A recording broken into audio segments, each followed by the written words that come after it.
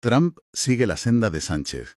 El nuevo eje Washington-Pekín valida la estrategia española. Efecto Sánchez en la esfera internacional. Donald Trump calca el pragmatismo de Sánchez con el gigante asiático. Calca. Pero es que luego eleva a la apuesta con esta frase: el efecto Sánchez en la Casa Blanca. Cómo la diplomacia española condicionó el giro de Trump hacia China. Ahí está el verbo clave. Y remata lanzando una pregunta retórica. Trump a la zaga de Sánchez. El sorprendente giro de Estados Unidos que confirma el éxito de la vía española. Pues detengámonos un momento en esa palabra. ¿Condicionó? A ver. O sea, el autor podría haber usado términos mucho más suaves, ¿no? Como inspiró, anticipó o incluso que coincidió. Exacto. Exacto. Pero al elegir condicionó, el documento está afirmando implícitamente que la decisión estratégica de Washington no operó en el vacío, ni fue una decisión puramente endógena. Sugiere que el movimiento previo de Madrid, pues alteró el tablero. Eso es. Alteró el tablero de tal manera que hizo posible, o al menos mucho más viable, la maniobra posterior de la administración estadounidense. Pero, a ver, el verbo calcar tampoco se queda atrás, ¿eh? O sea, no dice que se parezca un poco o que haya similitudes. No, calcar es otra cosa. Calcar implica coger un papel cebolla, ponerlo sobre el diseño original español y repasar las líneas una a una. Es una afirmación audaz. Yo diría que casi temeraria. Temeraria, totalmente. Atribuir ese nivel de seguidismo a una superpotencia es muy fuerte. Así que, si el texto lanza esta bomba, la gran pregunta es: ¿cómo justifica el autor que la diplomacia española haya logrado marcarle el paso a Washington? Claro, porque una cosa es soltar el titular llamativo y otra muy distinta sostenerlo. Exacto. Necesita argumentos sólidos en el cuerpo del texto. Pues a ver, el documento apuntala esta narrativa mediante la construcción de una secuencia cronológica que es muy rígida. Establece la visita de Pedro Sánchez a China como el momento cero. Vale. Según la lectura del autor, esa visita no fue un simple intercambio de cortesías diplomáticas o la típica foto protocolaria. Ni mucho menos, no. Para nada. Lo presenta como la creación de un modelo operativo. El autor defiende que esa acción inicial funcionó como un catalizador. O sea, como una especie de prueba empírica. Sí, una prueba de concepto en el mundo real que demostró que una vía específica de relación con Pekín era transitable y, sobre todo, que era rentable. Rentable. Esa es la palabra mágica. Vale, tenemos claro que el autor ve esa visita como el plano arquitectónico original. Entonces, necesitamos examinar con lupa cuáles son los cimientos de ese plano. Por supuesto. Porque si el texto afirma que Estados Unidos está copiando a España, pues hay que entender de qué está hecha exactamente esa receta original española que describe el documento. El texto sugiere que la estrategia española fue la primera en construir ese muro con éxito frente a China, demostrando que se podía seguir facturando, exportando e importando. Sin que el ruido del choque político dinamitara los contratos. Exacto. Pues esa metáfora capta a la perfección la esencia del argumento. Y fíjate, el autor insiste muchísimo en el concepto de diálogo estable. Porque la estabilidad es dinero. Claro, en el ámbito de las relaciones internacionales y sobre todo en los mercados, la estabilidad es el bien más codiciado porque proporciona previsibilidad. Los inversores huyen despavoridos de la incertidumbre. Sí. Quieren saber qué va a pasar mañana. Y lo que el documento sugiere es que la receta española consistió precisamente en eso, en ofrecer a Pekín un marco de previsibilidad basado en el beneficio económico mutuo, blindando completamente esa relación de los vaivenes ideológicos. Vale, entonces tenemos la receta Sánchez diseccionada según el texto, claro. Aparcar la confrontación ideológica para priorizar la caja registradora y mantener un entorno predecible. Esa es la base. Pero aquí radica la gran incógnita del texto.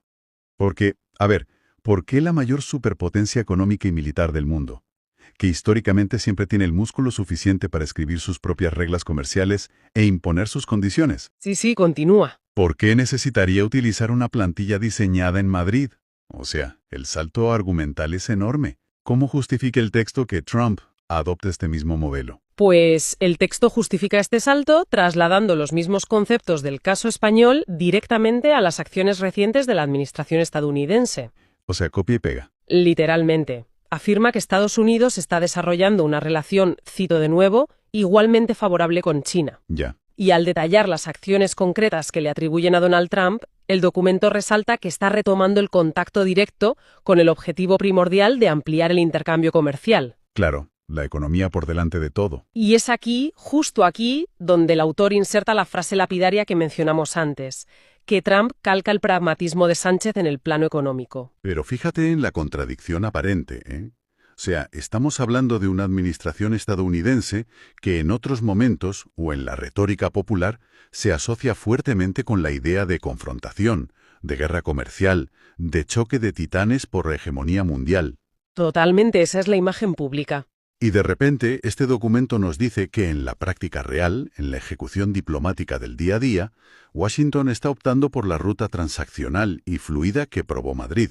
Es chocante. Es muy chocante, pero el documento maneja esa fricción introduciendo un concepto nuevo, el de realismo diplomático. Realismo diplomático. Suena contundente. Lo es. Bajo la lente de este texto, el realismo diplomático implica una evaluación fría, súper descarnada, de las fuerzas que hay en juego. Un baño de realidad, digamos. China es un hecho ineludible. Claro, no puedes ignorarlos. Exacto. Intentar doblegar ese poderío inmenso mediante un choque frontal ideológico constante es un desgaste brutal. Y es un desgaste que perjudica directamente los propios intereses económicos estadounidenses. Por tanto, la adopción del modelo español no sería un acto de sumisión, sino de puro cálculo de intereses. Exactamente. O sea, el texto plantea que ser la potencia hegemónica también tiene un coste enorme. El riesgo masivo si te equivocas de estrategia. Claro. Podríamos interpretar que, en la visión del autor, Washington no podía permitirse el lujo de ser el primero en romper el hielo con esta nueva forma de relacionarse con Pekín. Es una forma muy interesante de verlo. Madrid habría hecho de conejillo de indias comercial, por así decirlo. Eso es. Madrid demostró empíricamente que la vía del pragmatismo sin fricción política generaba dividendos, sin causar un colapso en otras áreas. Y al ver que el experimento funcionaba perfectamente, Pues Trump decide escalar esa misma receta a nivel de superpotencia. y esa es precisamente la validación a la que se refiere continuamente el texto, el hecho de que Estados Unidos abandone una postura potencialmente más hostil y priorice, como dice el texto, ampliar el intercambio comercial a través de un contacto directo y pragmático. Sirve como la confirmación definitiva de que la tesis española era la correcta. Así es. El autor ve el movimiento de Trump como el sello de aprobación definitivo a la estrategia de Sánchez para el escenario actual. Y madre mía, esto nos lleva a la parte más ambiciosa de todo el documento. Porque el autor podría haberse quedado ahí, ¿no? En el paralelismo curioso entre dos líderes. Sí, podría haber sido un simple artículo de curiosidades políticas. Claro, un artículo sobre cómo a veces la política hace extraños compañeros de cama y ya está. Pero no lo hace. No, no se detiene ahí. El texto pisa el acelerador a fondo y da un salto analítico gigantesco para extraer una conclusión sobre el futuro del orden global que, sinceramente, resulta casi abrumadora para quien nos escucha. Es que el documento utiliza este paralelismo como trampolín para formular una teoría completamente nueva sobre las relaciones internacionales. O sea, pasa de lo particular a lo universal en un par de líneas. Totalmente. Fíjate en la rotundidad de la tesis final del texto. A ver si lo encuentro. Aquí está. Afirma que la estabilidad global hoy solo es posible mediante un marco de intereses compartidos con Pekín. ¡Qué barbaridad de afirmación! Y declara que esta estrategia del diálogo fluido, nacida como un experimento español, ha mutado. Ya no es una excepción o una peculiaridad de la diplomacia de un país de tamaño medio. Para nada. Según el autor, esto se ha erigido como el nuevo estándar de la relación transatlántica con el gigante asiático. Nuevo estándar. Tela. Es que la elección de las palabras nuevo estándar acarrea un peso conceptual enorme. O sea, un estándar no es simplemente una tendencia pasajera de esta década. Es la norma fundamental. Exacto. Es la norma fundamental por la cual se van a juzgar y medir absolutamente todas las interacciones futuras. El texto argumenta que la convergencia de estas dos administraciones marca directamente el fin de una era en la diplomacia. Es que es fascinante pensarlo así.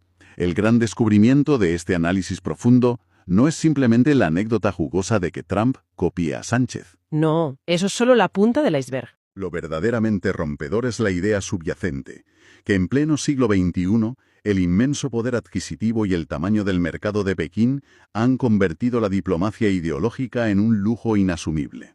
Un lujo muy caro, sí.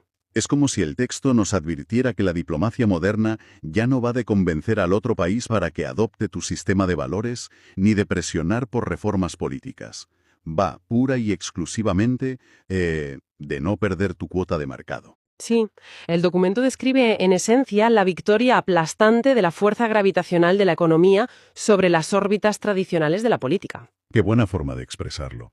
A ver, nos presenta dos administraciones, la de Washington y la de Madrid, que operan en espectros políticos que muchos considerarían, opuestos en la inmensa mayoría de las áreas de política interna y externa. Es que son la noche y el día en casi todo. Pero, sin embargo, frente al desafío monumental que supone gestionar la relación con China, ambas convergen de manera casi idéntica en este enfoque pragmático. O sea, da igual el color político del gobierno de turno. Exacto. El texto nos dice que cuando te sientas a la mesa con Pekín, el manual de instrucciones se reduce a una sola página. Pragmatismo económico y diálogo fluido. Y punto. Cualquier otra cosa pone en riesgo esa estabilidad global que, según la fuente, ahora depende exclusivamente de tener intereses comerciales entrelazados. Es que quien nos escucha debe dimensionar esto porque tiene mucha miga. Si el autor tiene razón, cada vez que leamos una noticia sobre tensiones entre grandes bloques, debemos rascar la superficie ideológica. Porque todo eso es ruido. Exacto. Es puro ruido, porque probablemente las verdaderas decisiones se están tomando bajo este nuevo estándar de intereses de mercado puro y duro. Y fíjate que el texto cierra su argumentación recordando que este nuevo consenso transatlántico no surgió por generación espontánea. Ni fue un mandato divino. Ni fue impuesto por un dictado de Washington hacia sus aliados, que suele ser lo habitual. Fue la vía descubierta y pavimentada inicialmente por la diplomacia española. Claro. Ese es el círculo perfecto que cierra el autor. La anomalía de Madrid se convirtió en la regla de Washington y, al hacerlo, reescribió el manual para el resto de los aliados occidentales.